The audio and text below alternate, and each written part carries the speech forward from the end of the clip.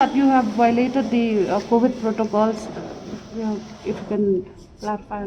I don't know what the issue with this is. Well, while we're talking of border issues and while we're talking of such important aspects like 50 years, it is really sad to see that people are finding such petty issues to look at. I, as Chief Minister, have got huge responsibilities and works to do. And those are works that need to be done. Some things are very important to be done. But I've been very clear. I've always followed protocols. I've been somebody who has always been careful.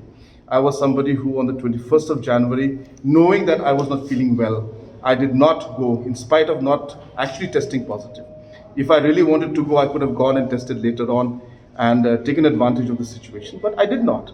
So, therefore, I think for anybody to question my integrity and my entire commitment to this entire issue is quite sad. And I think these people have nothing better to do, those who are questioning like that, and are missing the point that there's a larger picture. I've been responsible in my own way in which I have behaved in the last few days. So therefore, I have nothing to say against this. Thank you.